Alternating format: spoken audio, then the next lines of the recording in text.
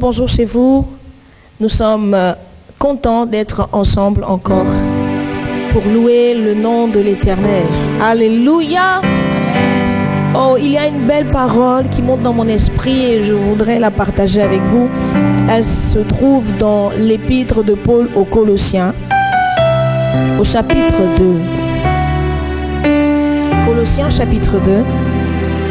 Je lirai les versets 13 à 15. La Bible déclare: vous qui étiez morts par vos offenses et par l'incirconcision de votre chair, il vous a rendus à la vie avec lui, en nous faisant grâce pour toutes nos offenses. Verset 14, il a effacé l'acte dont les ordonnances nous condamnaient et qui subsistait contre nous, et il l'a détruit en le clouant à la croix. Verset 15, il a dépouillé les dominations et les autorités et les a livrées publiquement au spectacle en triomphant d'elles par la croix. Alléluia. Amen. J'aimerais que vous puissiez m'aider à acclamer le Seigneur pour cette parole.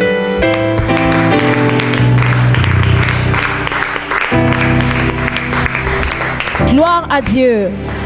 Dieu, par Jésus, a fait quelque chose d'inestimable. Nos offenses nous sont pardonnées. Nous étions esclaves de liens quelconques, mais Christ nous a rendu la liberté. Et ce matin, j'aimerais que nous puissions élever nos voix en action de grâce, en pensant à l'œuvre de Christ à la croix. Véritablement, j'aimerais que nos cœurs soient devant le Seigneur et réalisent que si Christ n'était pas mort pour nous, nous serions dans une condition bien déplorable. Alors élevons nos voix et bénissons le Seigneur. Merci Seigneur. Merci pour le salut que tu m'as donné à cause de l'œuvre de la croix. Merci Seigneur parce que tu as effacé l'acte dont les ordonnances me condamnaient. Je suis quelqu'un de nouveau. Je suis quelqu'un de libre parce que tu as effacé toute condamnation qui prévalait contre moi. Ah, Seigneur, alors que je suis là ce matin, je veux te louer avec mon frère, je veux te louer avec ma soeur. Je viens élever ton nom pour l'œuvre de la rédemption. Je veux te louer, je veux t'adorer. Seigneur, pour t'exprimer mon amour, pour t'exprimer ma reconnaissance. Merci Saint-Esprit pour la grâce d'être à ce dimanche où nous pouvons te louer. Nous te disposons nos cœurs et nous prions que ta vie nous remplisse alors que nous serons là à te louer, à t'adorer. Merci Saint-Esprit. Amen. Gloire à Dieu.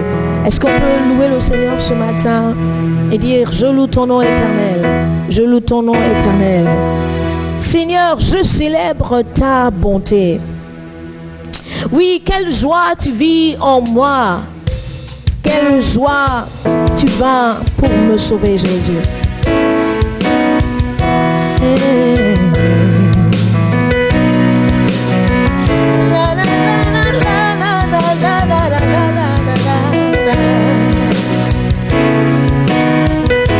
Je loue ton nom éternel. Alléluia. Seigneur, je célèbre ta bonté. Quelle joie tu vis en moi. Yeah. Quelle joie tu vas pour nous sauver. Je loue ton nom éternel. Seigneur, je célèbre ta bonté. Seigneur, je célèbre ta bonté. Quelle joie tu vis en moi. Alléluia. Quelle joie tu vas pour nous sauver. Ah, il y a quelqu'un que Jésus a sauvé ce matin qui dit je loue ton nom éternel. Ton nom éternel. Seigneur, je célèbre, je célèbre. Seigneur, je célèbre ta bonté. Quelle joie tu vis en moi. Quelle joie tu vis en moi. Oh, quelle joie tu vas pour nous sauver.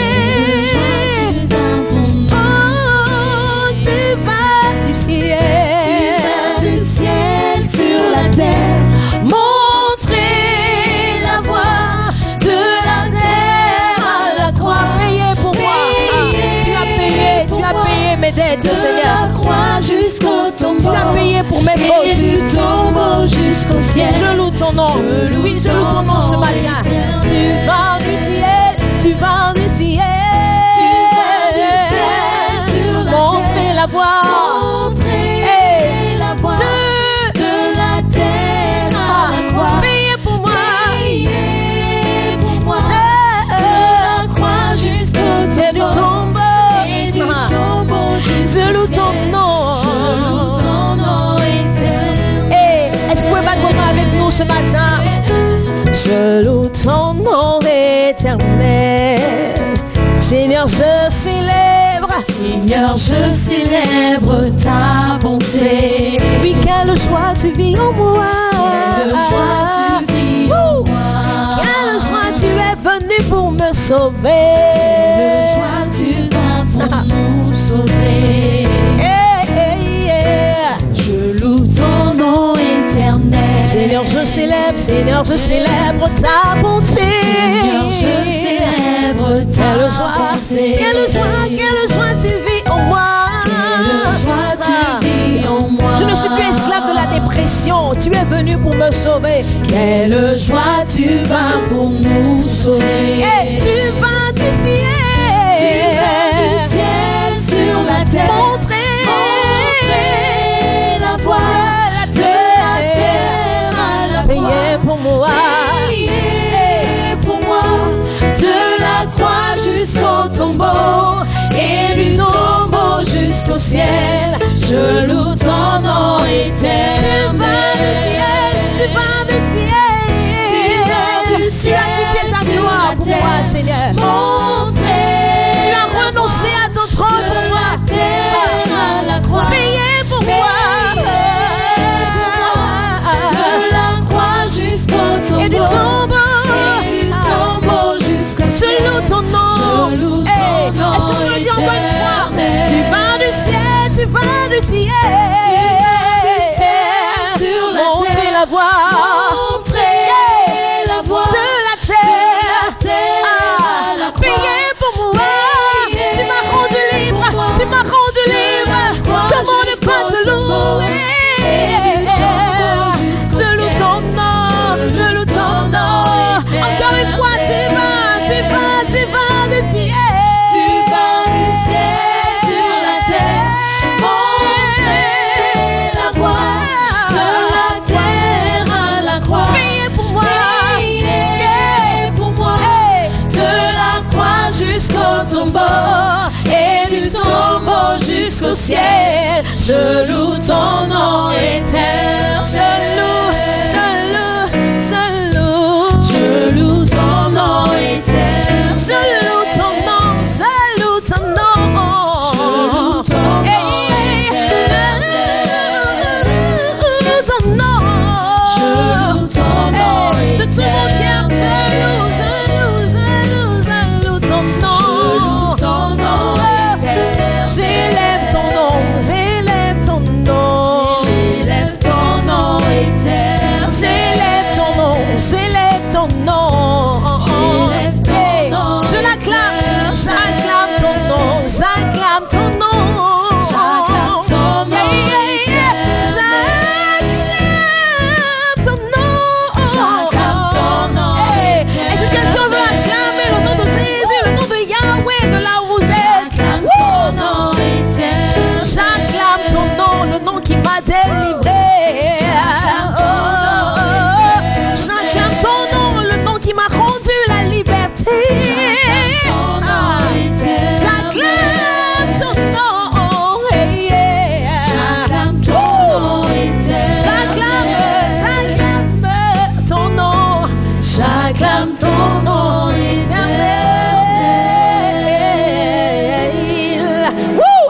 acclamer le nom de l'Éternel. Le nom de l'Éternel. Nous t'acclamons. Nous t'acclamons. Parce que tu nous aimes. Nous t'acclamons. Parce que nous réalisons ton amour pour nous. Nous l'aimons. Parce qu'il nous a aimés le premier. En fait, ton amour pour nous est tellement grand, et chaque jour qui passe, nous le réalisons. Et nous comprenons que nos vies n'ont de sens que l'adorer. Nous voulons reconnaître sa bonté ce matin. Il dit, je chanterai, Seigneur. Je dirai combien de fois, combien tu es spécial. En réalité, parfois, nous n'avons pas de mots. Nos mots s'épuisent.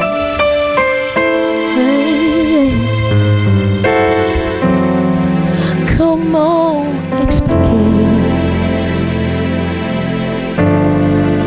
et comment écrire un amour si grand, si puissant que rien ne peut le contenir. Comment expliquer et comment décrire, alléluia, un amour si grand, si puissant que rien ne peut le contenir. Tu sais mes espoirs. Seigneur, tu sais mes craintes et mes mots sont bien trop petits pour dire tout l'amour que j'ai pour toi. Alors entends mon cœur, alors entends mon cœur, mon esprit qui te loue. Entends le chant d'amour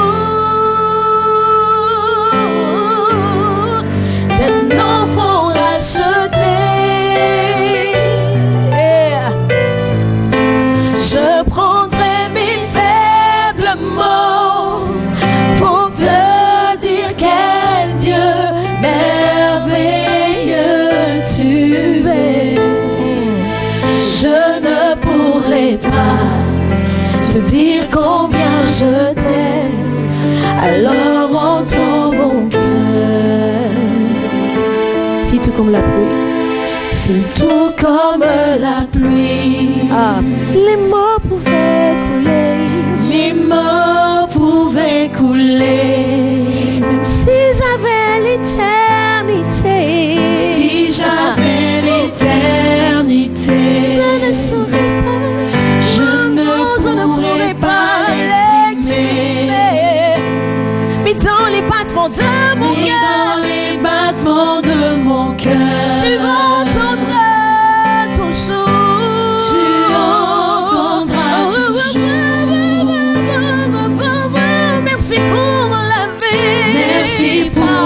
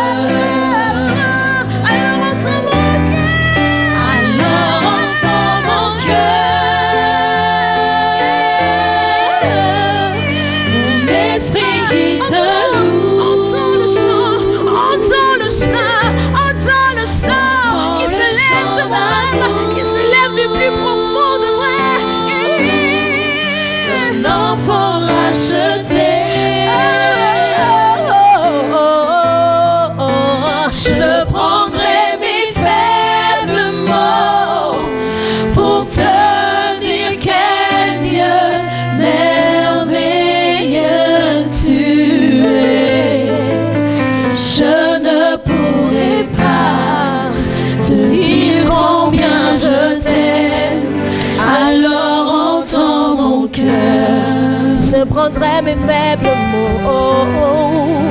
Je prendrai mes faibles mots pour te dire quel Dieu merveilleux. Tu es merveilleux. Je ne pourrai Tu es si aimant. te dire combien je t'aime. Alors entends mon cœur.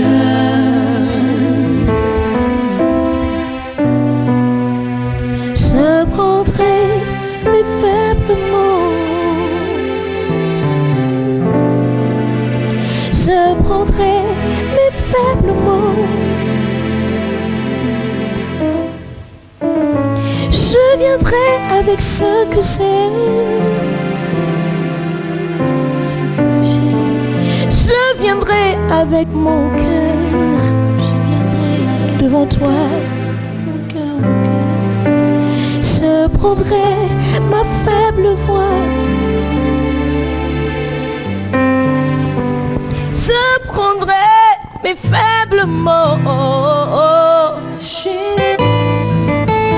Je prendrai mes faibles mots pour te dire que Dieu merveilleux, adorable, admirable, aimant, protecteur, merveilleux.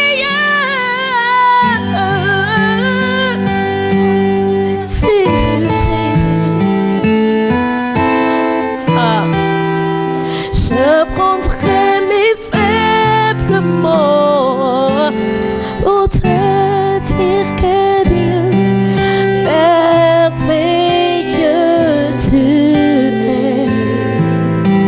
Je ne pourrai pas non te dire combien je t'aime. Alors entends mon cœur. Je ne pourrai pas te dire. Je ne pourrai pas te dire combien je t'aime. Alors entends mon cœur. Alléluia. Il y a quelqu'un ce matin qui veut lever sa voix. Ne vous retenez pas. Adorons ce Dieu. Seigneur, entends mon cœur, Seigneur. Merci pour la vie. Mes faibles mots. Merci pour la vie. Oh, merci pour la vie. Je veux t'aimer. Je veux t'aimer encore un peu plus. Chaque jour remplis mon cœur de ton amour. Donne-moi de t'aimer. Je veux t'aimer, Seigneur. Plus que tout. Je veux trouver en toi la force de t'aimer. Au-delà de ce que je peux vivre. Je veux t'aimer. Prends ma vie, prends ma vie. Seigneur, je te donne ma vie. Seigneur, je te donne ma vie. Est-ce qu'on peut s'abandonner à Dieu ce matin? Seigneur, je te donne ma vie. Seigneur, je te donne ma vie. Je te donne mon cœur. Je te donne mon cœur. Seigneur, je te donne mon cœur. Mon cœur. Règne sur mon cœur. Seigneur, je te donne mon cœur. Règne sur mon cœur. Je te donne mon cœur. Seigneur, je te donne mon cœur. Seigneur, je te donne mon cœur. Je te donne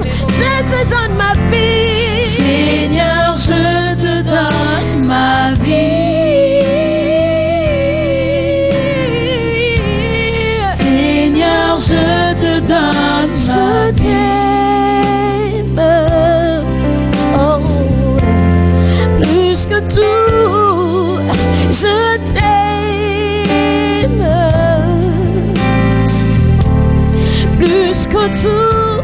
Ah, je t'aime. Seigneur, je te donne ma vie, ma vie, ma vie. Je te donne ma vie. Seigneur, je te donne ma vie. Je te donne ma vie. Seigneur, je te donne ma vie. Seigneur, je te donne ma vie. Je m'abandonne à toi, je te donne ma vie. Seigneur, je te donne ma vie. Totalement à toi, je te donne ma vie. Seigneur, je te donne ma vie. Je te donne ma vie. Je me donne à toi. Seigneur, je te donne ma vie. Je te donne ma vie. Je te donne ma vie. Seigneur, je te donne ma vie. Je n'ai pas de vie en dehors de toi. Je ne saurais vivre sans toi. Je te donne ma vie. Je te donne ma vie. Seigneur, je te donne totalement, je te donne mon cœur.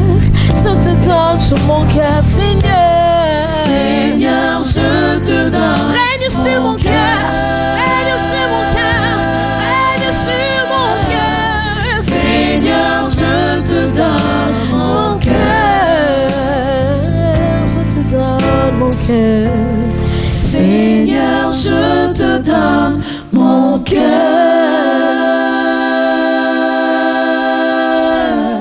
Seigneur, je te donne mon cœur.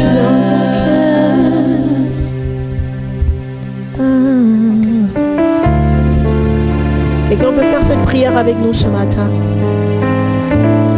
De là où vous êtes, vous avez besoin de faire cette prière à Dieu. Seigneur, je te donne mon cœur. Seigneur, je te donne mon cœur. Règne sur mon cœur. Je te confie ma vie. Je te confie mes ambitions. Je te confie ma vie. Je te confie mes ambitions. Règne sur moi. Je me donne complètement à toi. Que la gloire ne soit qu'à toi, Seigneur. Merci pour l'œuvre de la croix. Merci pour l'œuvre de la croix. Le nom de Yahweh est adoré. Gloire à Dieu. Nous voulons faire un bon accueil à la parole de Dieu ce matin. Nous voulons acclamer le Seigneur pour sa parole. Sa parole est source de vie. Ah, source de vie. Alléluia.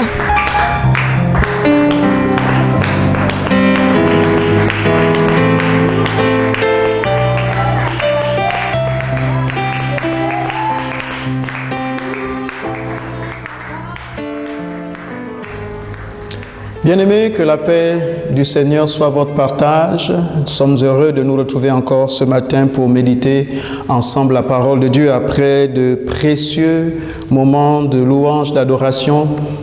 Le temps est venu aussi à la méditation de sa parole. Nous voulons que Dieu nous parle. Et nous voulons prier un instant, s'il vous plaît. Merci encore, Seigneur, pour ces précieux moments. Merci pour ta parole qui ne repart jamais à toi sans avoir accompli les effets pour lesquels tu l'as envoyée. À toi seul la gloire, l'honneur et la louange au nom de Jésus.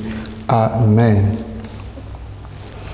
Bien-aimés, je disais donc, nous sommes là pour méditer sa parole. Il y a un temps pour tout, un temps pour toutes choses sous les cieux. Et j'ai entamé avec vous une série d'enseignements qui parle de construire notre caractère, construire le caractère.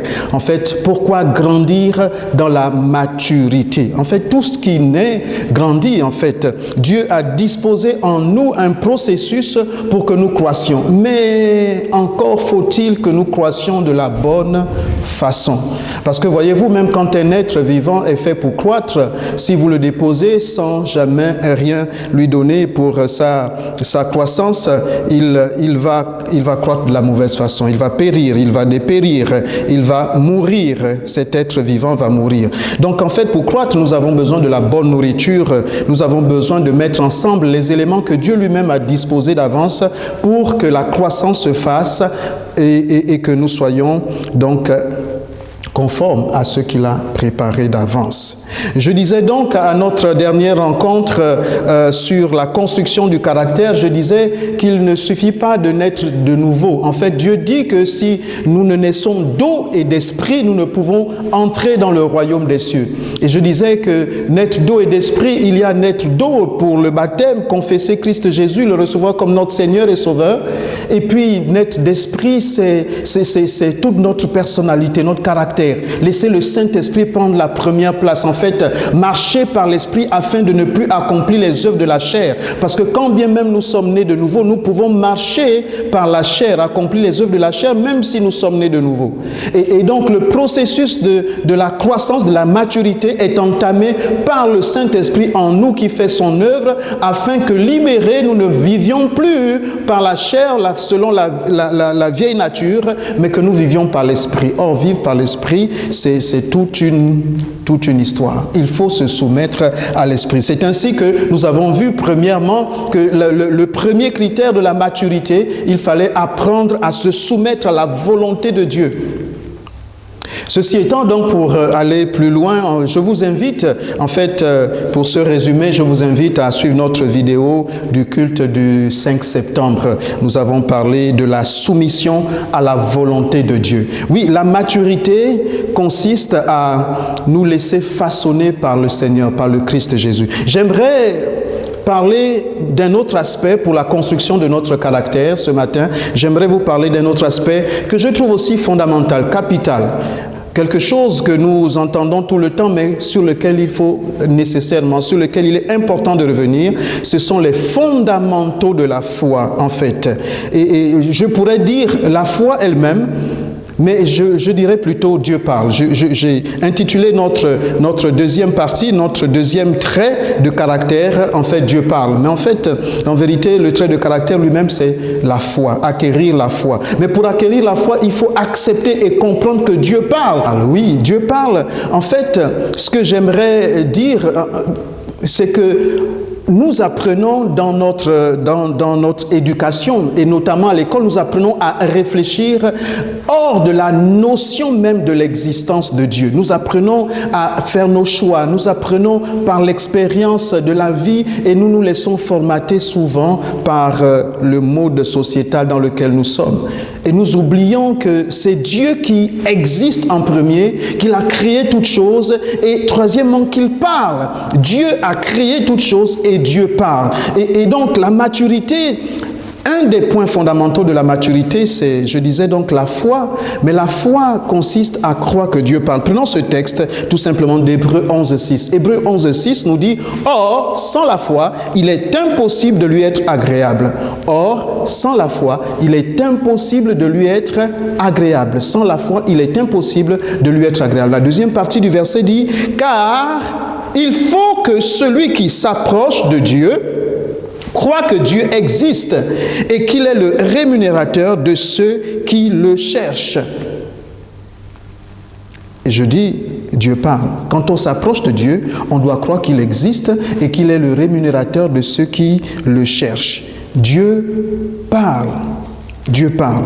En fait, quand je dis Dieu parle, c'est pour dire, pour continuer dans l'esprit de la soumission à la volonté de Dieu, c'est que parfois nous avons du mal à aller vers Dieu et recueillir de Dieu l'information nécessaire par rapport à notre choix, par rapport à la situation dans laquelle nous nous trouvons, par rapport à ce que nous voulons envisager. Nous avons du mal à nous soumettre, mais surtout nous avons du mal à nous attendre à ce que Dieu nous dise ce qu'il pense. Nous avons du mal et nous prenons pas nous ne manifestons pas l'attitude nécessaire, l'attitude adéquate pour s'attendre aux instructions de Dieu. Dieu parle. Et c'est ça qui va être déterminant dans la maturité de quelqu'un. Si Dieu a parlé, alors il faudrait faire la volonté de Dieu. Il faudrait pouvoir faire la volonté de Dieu. Non, on n'arrive pas à faire la volonté de Dieu parce qu'on ne la connaît pas. Parce qu'on ne s'approche pas de lui avec foi, avec l'assurance qu'il parle. Voilà, parfois nous ne nous approchons pas de lui pour recevoir sa parole, mais parfois aussi, après avoir reçu sa parole, nous ne nous approprions pas sa parole. C'est pourquoi, vous voyez, qu'est-ce qui va se passer depuis le commencement avec Adam et Ève? Dieu donne des instructions à Adam, et puis quand le serpent vient, quand le diable vient suggérer à l'homme de sortir du plan de Dieu, il lui met le doute de ce que Dieu a dit. Dieu a-t-il réellement dit? Dieu a-t-il réellement dit? Et c'est là justement où est parfois notre problème, c'est d'être sûr de ce que Dieu a dit. Être sûr de ce que Dieu a dit, c'est là où nous fourvoyons souvent. Nous écoutons Dieu et puis après nous réfléchissons. J'allais dire à quelqu'un, je disais à quelqu'un il n'y a pas longtemps de cela, je disais à quelqu'un, quand Dieu parle, on n'a plus besoin de réfléchir. On n'entend pas la parole de Dieu, on n'entend pas le ainsi dit l'Éternel avec notre intelligence. On reconnaît la voix de Dieu et on l'applique. Les intellectuels, les érudits vont me dire, voici justement la pierre d'achoppement, voici l'opium du peuple, la religion, la foi, qui consiste à suivre comme des moutons. Si vous suivez un homme, oui, on peut vous traiter de mouton. Mais si vous suivez la voie de l'Éternel, vous devenez le mouton de l'Éternel. Et j'aime mieux être le mouton de l'Éternel plutôt que d'être le mouton d'un individu ou d'un homme politique ou que sais-je encore. Parce que la Bible dit bien que mes brebis entendent ma voix et me suivent. Mes brebis entendent ma voix et me suivent. Il est question de devenir des brebis ou, si vous préférez, des moutons du Seigneur. Entendre sa voix et le suivre. Il n'y a pas de mal à recevoir les instructions de Dieu sans pour autant en mettant notre intelligence de côté. Au contraire, c'est ce qu'il faut faire. Oui. Malheureusement, le problème de la maturité est souvent là. La maturité, c'est que nous grandissons dans notre monde avec nos paradigmes, avec tout ce que la société peut apporter. Et puis finalement, lorsque Dieu nous a parlé, nous finissons en grandissant par nous poser la question, est-ce que Dieu a vraiment dit? Est-ce que c'est Dieu qui a vraiment dit? J'aimerais vous prendre une histoire qui se trouve en Nombre. Nombre au chapitre 22. C'est l'histoire qui parle des enfants d'Israël sous Moïse, alors qu'ils étaient en pleine conquête. Ils allaient de gloire en gloire en vue de la terre promise que Dieu avait décrétée. Et ils allaient donc de conquête en conquête, de victoire en victoire. Et là, à cette étape-là, ils se sont arrêtés pour camper devant les plaines de Moab, en fait, en face du Jourdain. Et Nombre 22 dit ceci au verset 1, dit: les enfants d'Israël partirent et ils campèrent dans les plaines de Moab au-delà du Jourdain vis-à-vis de Jéricho.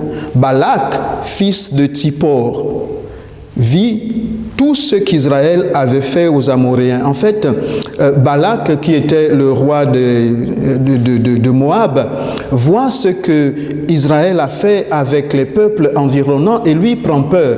Il prend peur par rapport à sa situation. Il se dit vraiment que lui, il va être le prochain exterminé. Et qu'est-ce qu'il fait? Il va appeler Balaam et demander à Balaam de venir pour maudire le peuple d'Israël, pour que lorsqu'ils iraient en guerre contre Israël, Moab ait la victoire, les Amoréens aient la victoire. il va envoyer ses serviteurs vers Balaam. Et qu'est-ce qui va se passer? Balaam, en les recevant, va leur dire qu'il faudrait que j'aille d'abord consulter l'Éternel. Il va consulter l'Éternel et ce que l'Éternel lui dira, c'est la réponse qu'il va apporter aux serviteurs de Balak qui iront voir ensuite leur roi. Et nous voulons lire donc Nombre à partir du verset 9, Nombre 22 à partir du verset 9. Dieu vint à Balaam, donc après que Balaam ait invoqué Dieu, Dieu vint à Balaam et dit, « Qui sont ces hommes que tu as chez toi ?» Balaam répondit à Dieu, « Balak, fils de Zippor, roi de Moab, les a envoyés pour me dire, « Voici, un peuple est sorti d'Égypte et il couvre la surface de la terre. Viens donc, maudis-le, peut-être ainsi pourrais-je le combattre et le chasserai-je. » Dieu dit à Balaam, « Tu n'iras point avec eux, tu ne maudiras point ce peuple, car il est béni. » Balaam se leva le matin et il dit au chef de Balak, « Allez dans votre pays, car l'Éternel refuse de me laisser aller avec vous. » Et les princes de Moab se levèrent, retournèrent auprès de Balak et dirent, Balaam a refusé de venir avec nous. Balaam a refusé de venir avec nous. Si on continue la lecture au verset 15, la réaction de Balak est celle-ci. En fait, Balak envoya de nouveau des chefs en plus grand nombre et plus considérés que les précédents. Ils arrivèrent auprès de Balaam et lui dirent, « Ainsi parle Balak, fils de Zippor, que l'on ne t'empêche donc pas de venir vers moi, car je te rendrai beaucoup d'honneur et je ferai tout ce que tu me diras. Viens, je te prie, maudis-moi ce peuple. » Balaam répondit quand même, verset 18, Balaam répondit et dit aux serviteurs de Balak, « Quand Balak me donnerait sa maison pleine d'argent, d'or, je ne pourrais faire aucune chose, ni petite ni grande, contre l'ordre de l'Éternel mon Dieu. » Verset 19. Maintenant, je vous prie, restez ici cette nuit, je saurai ce que l'Éternel me dira encore. En fait, c'est cette attitude finalement de Balaam que je trouve un peu dommage. Et que nous avons aussi parfois tendance à reproduire. Voici, dans ma petite expérience, je constate que souvent quand Dieu parle, il parle clairement à notre esprit et ensuite il se tait. Regardez, pour ce qui est de Balaam, il a la bonne attitude. Il va consulter Dieu. Dieu lui dit clairement, « Tu n'iras pas maudire ce peuple, parce que ce peuple est béni. Il est béni de moi. Tu n'as pas à répondre à Balak. Tu ne te déplaceras pas, tu ne maudiras pas ce peuple. Ce peuple, il est béni. » Et il sait que c'est l'Éternel qui lui a parlé. L'Éternel lui a parlé. Dieu s'est révélé à lui. Quand Dieu se révèle à nous, nous avons une assurance au-dedans de nous. En fait, comment est-ce que Dieu se révèle à nous? Comment est-ce que Dieu nous parle? Et c'est là toute la responsabilité de la maturité. Pour grandir en maturité, on grandit aussi en intimité, en communion avec le Seigneur. Et quand on grandit en intimité, en communion avec le Seigneur, on sait entendre la voix de Dieu. Quand Dieu nous parle, c'est comme quand une personne physique, c'est comme quand un enfant entend la voix de sa maman qui est de l'autre côté de la porte. Et il va réagir, il sait que sa maman vient de parler, ou son papa. Il reconnaît la voix. Il reconnaît la voix de sa maman. Et quoi qu'on dise, il y a quelque chose au-dedans de lui qui atteste que c'est cela, c'est la vérité. Il entend la voix de Dieu. Balaam entend la voix de Dieu et puis il envoie le message. Il dit, il n'ira pas. Et Balak envoie encore d'autres personnes avec des promesses. Vous savez l'histoire de l'âne de Balaam, en fait, après, pour la plupart d'entre vous, vous connaissez l'histoire. Balaam va va insister en fait à repartir encore, consulter l'Éternel. Alors que Dieu lui avait déjà parlé, il va encore consulter l'Éternel et lui demander finalement, est-ce qu'il faut que je parte? J'ai parfois eu le sentiment autour de nous que nous, chrétiens aussi, nous avons un temps affirmé des choses haut et fort. Voici, Dieu m'a dit. Et puis, quelques mois, quelques années, quelques décennies plus tard, nous nous comportons de la façon totalement contraire de ce que nous avons affirmé. Mais finalement, Dieu vous a-t-il dit? Non, ce qui s'est passé, en fait, c'est que nous avons évolué Nous avons évolué, les temps ont évolué, les circonstances ont évolué. Et si bien que nos choix aussi ont évolué. Et on a remis en question nos choix. On a remis en question même la parole de Dieu. Nous avons remis en question ce que nous avons entendu. Et nous sommes arrivés à la question, Dieu a-t-il réellement dit? Dieu a-t-il réellement dit? Et c'est ainsi que nous sommes totalement perdus aujourd'hui. Nous ne savons plus quelle est la volonté de Dieu dans la vie de certains autour de nous. Un coup, nous sommes à gauche, un autre coup, nous sommes à droite, et toujours sous prétexte que c'est Dieu qui nous a parlé. Ce qui se passe, c'est que souvent, en manque de maturité, nous avons du mal à tenir ferme sur le plan de Dieu. Qu'est-ce qui se passe lorsque Dieu dit à Abraham, sors de ton pays, va vers le pays que je te montrerai? Il dit, va vers le pays que je te montrerai. Abraham obéit automatiquement à la voix de Dieu. Il obéit à la voix de Dieu parce qu'il reconnaît la voix de Dieu. Quand on reconnaît la voix de Dieu et qu'on obéit tout de suite, on est dans le plan de Dieu et on rend grâce à Dieu pour cette obéissance-là. Mais qu'est-ce qui va se passer après? C'est qu'au fur et à mesure que nous allons marcher, l'intelligence va prendre le pas, va emboîter le pas et va chercher à prendre le contrôle. Le contrôle de la volonté de Dieu. La volonté de Dieu. La volonté de Dieu, je disais déjà, dans la soumission à la volonté de Dieu, n'est pas toujours parfaitement notre volonté. Parce que nous ne voyons pas tout. Dieu qui est hors du temps, Dieu connaît parfaitement ce qui va arriver après. Mais nous jugeons parfois la volonté de Dieu à l'expérience que nous vivons sur le moment. Après avoir obéi à la volonté de Dieu ou à la voix de Dieu, après avoir obéi à la voix de Dieu, nous doutons de savoir si cette voie finalement était la voie de Dieu parce que selon les circonstances que nous traversons, nous nous remettons en question par rapport à cette voie. Ce qui est important, nous ne jugeons pas la voie de Dieu. Dieu ne parle pas par rapport au temps et aux circonstances. Il parle par rapport à sa volonté parfaite. Et pour rester dans la volonté parfaite de Dieu, c'est une confiance qu'il nous faut, c'est la foi qu'il nous faut pour rester dans la volonté parfaite. Parce que dans la volonté parfaite, effectivement, nous pouvons traverser des situations contraires. Mais Dieu peut nous faire marcher sur les eaux parce que nous sommes appuyés sur sa parole. Si nous avons la certitude que c'est Dieu qui a parlé, même dans les temps d'adversité, nous devons faire face. Mais ce qui se passe, c'est que souvent, nous nous laissons distraire par ce que nous vivons au quotidien. Voici, pour ce qui est de Balaam, il a la pression du roi. Le roi met la pression.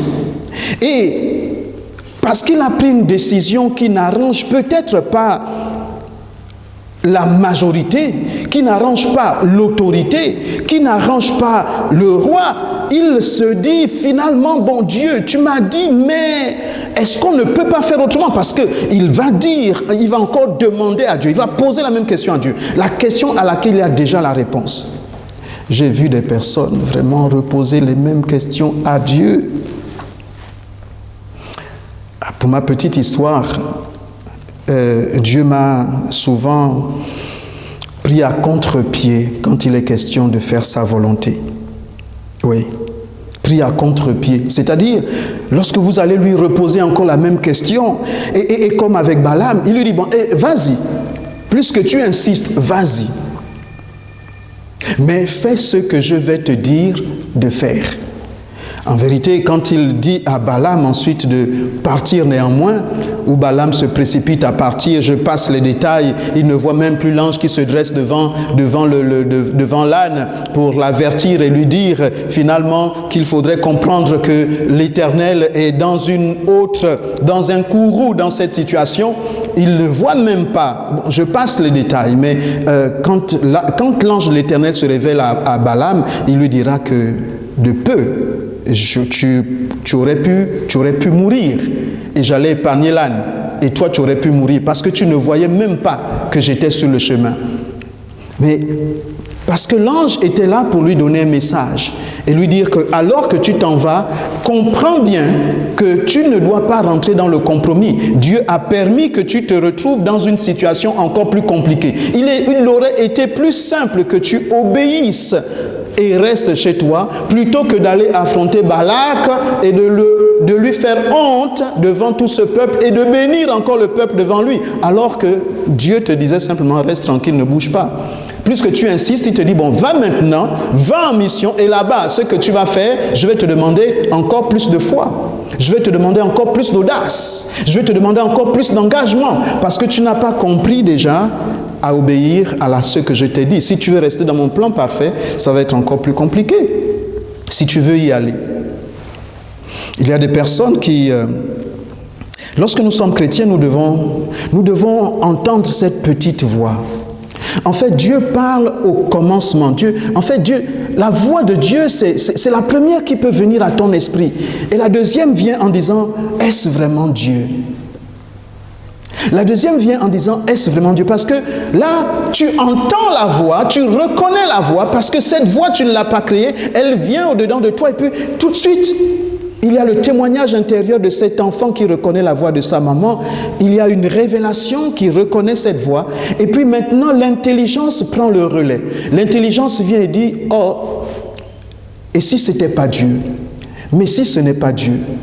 Et le doute va commencer à prendre et tu vas commencer à spéculer et l'intelligence va créer plein de spéculations qui vont faire en sorte que la foi va être grignotée, ébranlée. Oui. Lorsque nous commençons à réfléchir par l'intelligence, nous laissons notre foi être grignotée.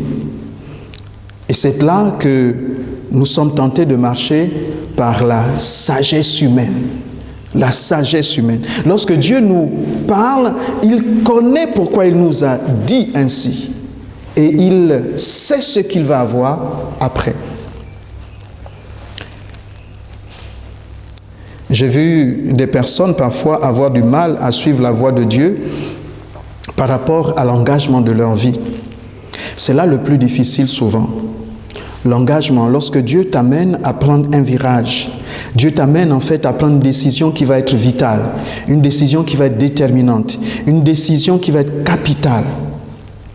Et tu entends une voix, et puis après tu commences à réfléchir.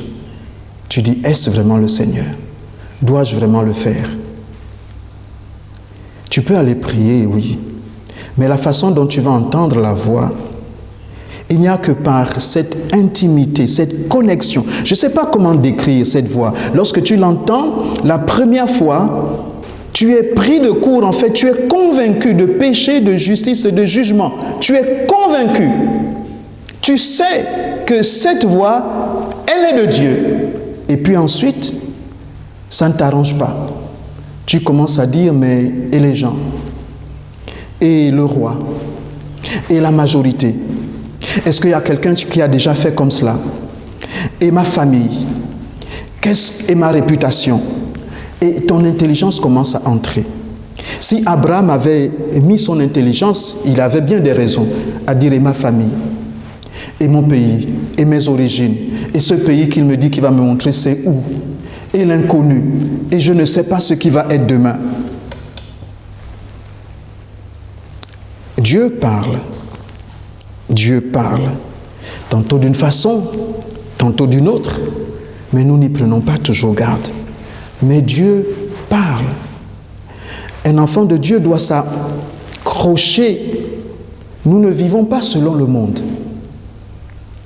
Et le monde va nous avoir parce que le monde nous conduit par le raisonnement, et le raisonnement qui évolue parfois selon les temps et les circonstances. Nous nous adaptons au fur et à mesure, et nous ne nous rendons pas compte parfois, lorsque nous ouvrons les yeux, nous sommes aux antipodes de ce que Dieu nous avait dit lui-même. Parce que nous nous sommes adaptés par l'intelligence aux circonstances. Nous nous sommes adaptés à ce que la société pense. Nous nous sommes adaptés au conseil de la famille. Nous nous sommes adaptés au conseil de notre ami. Nous nous sommes adaptés. En fait, quand quelqu'un reçoit le ainsi dit l'Éternel, il cherche à avoir des béquilles. Il cherche l'assentiment d'autres personnes. Il cherche l'assentiment du plus grand nombre. Il veut plaire à la majorité. Et donc, au fur et à mesure il va demander conseil, au fur et à mesure qu'il cherche à s'adapter. Est-ce que quelqu'un d'autre a déjà fait comme ça? Au fur et à mesure, on s'éloigne de ce que Dieu a prévu pour nous. Ce qui m'exaspère le plus, c'est de voir certaines personnes vous dire effectivement qu'elles se sont engagées dans une union maritale avec la conviction de l'appel de Dieu. Je vois un homme de Dieu qui me dit: je me suis engagé, Dieu m'a dit. Et puis, quelque temps après, lorsque les secousses arrivent de la vie de tous les jours, il est convaincu que ce n'est plus Dieu parce qu'il y a de l'eau dans la barque. Dans ma petite expérience, j'ai fait ce constat. Et la Bible dit, la fin d'une chose vaut mieux que son commencement. J'étais jeune, j'ai vieilli, et je me rends compte effectivement qu'il n'y a rien de nouveau sous le soleil. Ce qui a été, c'est ce qui sera. Ce qui s'est fait, c'est ce qui se fera encore. J'ai eu à côté de moi des couples. Aujourd'hui, j'ai vu des couples qui ont eu une cinquantaine d'années de mariage. Cinquantaine d'années. Mais quand je rentre dans leur expérience, je me rends compte que la plupart du temps, dans ces 50 années, peut-être les 20 premières années, ou après les 5 premières années, les 15 années qui ont suivi, ça a été le chaos. Ça a été pathétique. Et puis, vous les voyez 50 ans plus tard, ils sont amoureux comme au premier jour. Ils sont complices comme jamais auparavant.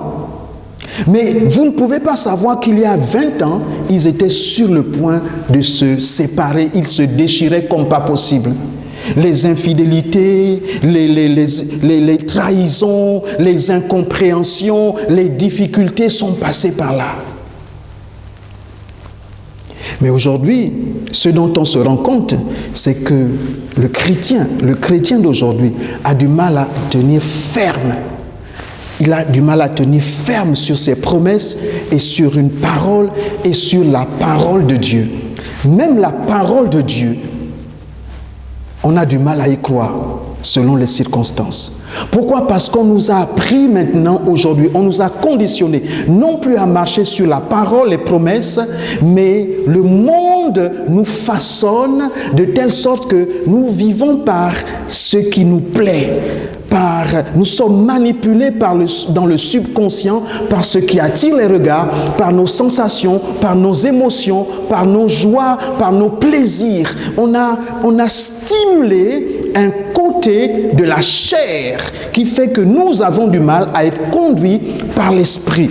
Et si facilement, de plus en plus, on constate que les chrétiens commencent et s'arrêtent, recommencent et s'arrêtent, vont à gauche et reviennent à droite. Et les chrétiens deviennent de plus en plus des chrétiens hilariques ou charnels, des chrétiens circonstanciels, des chrétiens ballottés à tout vent, des chrétiens qui remettent en constamment leur engagement. Parfois, ils sont dans une église, après une autre, et après une autre. Les églises deviennent comme des modes. Et parfois, ils sont dans une relation, et puis après, c'est une autre et une autre. Nous avons même vu aujourd'hui des hommes de Dieu qui peuvent divorcer plusieurs fois. Plusieurs fois. Et continuer, et continuer. Pourquoi? Parce que la société nous apprend à ne plus être satisfaits. Nous courons après quelque chose dont nous ne savons même pas la fin. Nous ne courons plus après le ainsi dit l'Éternel, mais nous courons après un bonheur que nous allons courir dans le pré, que nous allons poursuivre dans le pré, que nous allons poursuivre par-dessus les monts, par-dessus les haies, que nous allons poursuivre même sur les cornes du bélier. Nous ne comprenons plus finalement, nous ne savons plus faire confiance à cette parole que nous avons entendue. Et nous voulons analyser la parole en fonction des temps et des circonstances. Mais les temps et les circonstances que nous vivons maintenant ne sont pas déterminantes. Les temps et les circonstances ne sont pas déterminants. Ce qui est déterminant, c'est le plan parfait de Dieu. Et si nous faisons confiance à Dieu, Dieu sait que ce qu'il a dit, il va l'accomplir par sa main puissante. Ce couple qui a fait 50 ans, je vous assure qu'au bout de 20 ans, de 30 ans, si vous leur disiez qu'ils allaient faire 50 ans, ils vous diraient non. Ils vous diraient non. Mais qu'est-ce qui nous pousse ainsi à toujours revenir à par rapport à nos engagements, de ne pas être engagés?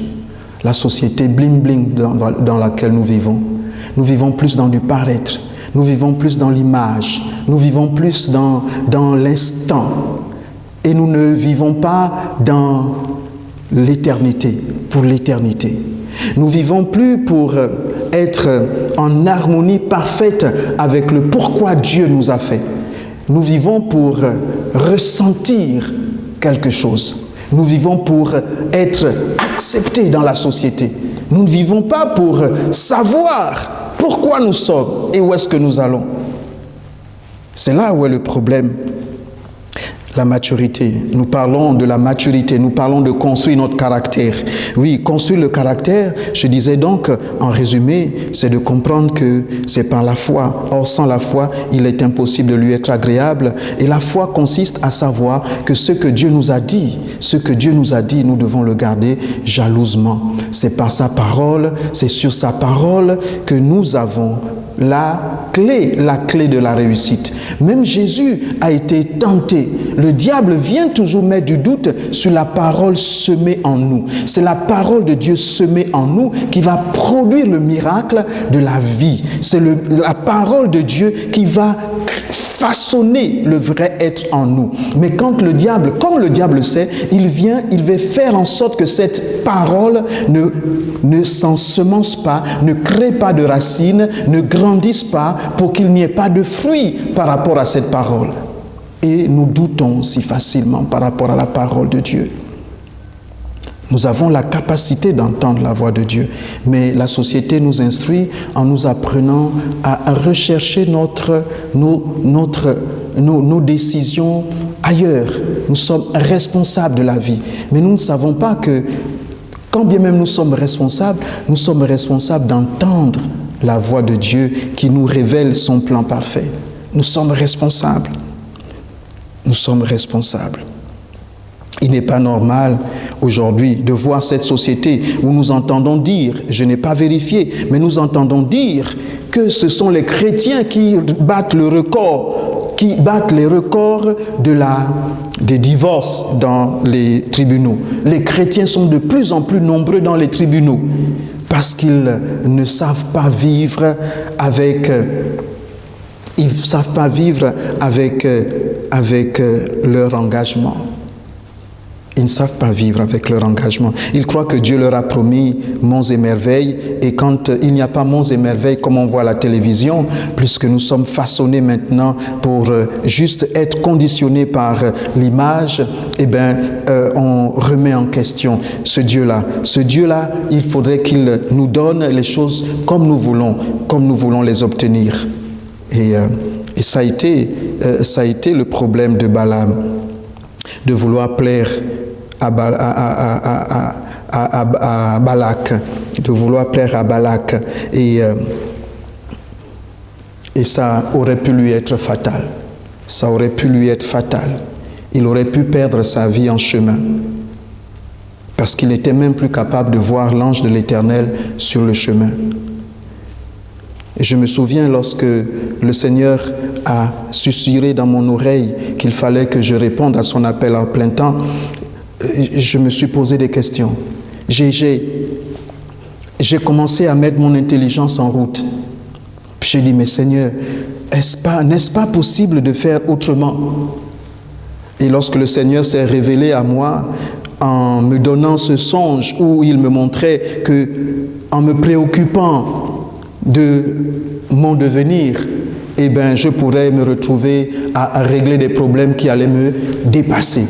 Mais si je lui faisais confiance, il était au contrôle des temps et des circonstances. En fait, Dieu a une façon de parler parfois. Lorsque nous nous posons beaucoup de questions, nous nous inquiétons, nous faisons mal. C'est Dieu qui nous a créés. C'est Dieu qui nous a fait. C'est Dieu qui nous a créés. C'est lui qui nous a fait. C'est lui qui a des projets pour nous. Si en plus tu entends la voix de Dieu te dire que va à gauche, te dire arrête, te dire fais ceci, c'est lui qui t'a fait. C'est lui qui connaît les projets qu'il a pour toi. Ta responsabilité, c'est d'apprendre à lui faire confiance, à lui obéir, à lui faire confiance. Ce que je dis là n'a du sens que pour un bon chrétien. Ce que je dis là, c'est de la nourriture solide parce que quelqu'un qui ne connaît pas reconnaître la voix de Dieu, qui ne sait pas que Dieu parle, va trouver mon discours très platonique, très théorique. Mais pour celui qui est né de nouveau et qui veut marcher selon l'Esprit, il sait que vivre par l'Esprit, c'est vivre selon la parole de Dieu. Vivre selon la parole de Dieu. Le ainsi dit l'Éternel. Et Dieu veut se révéler à chacun de nous. Il ne se révèle pas qu'aux prophètes, aux apôtres, aux docteurs, aux évangélistes, aux pasteurs. Dieu se révèle à chacun de ses enfants. J'ai parlé avec quelqu'un qui mettait un doute sur un emploi qui lui était offert.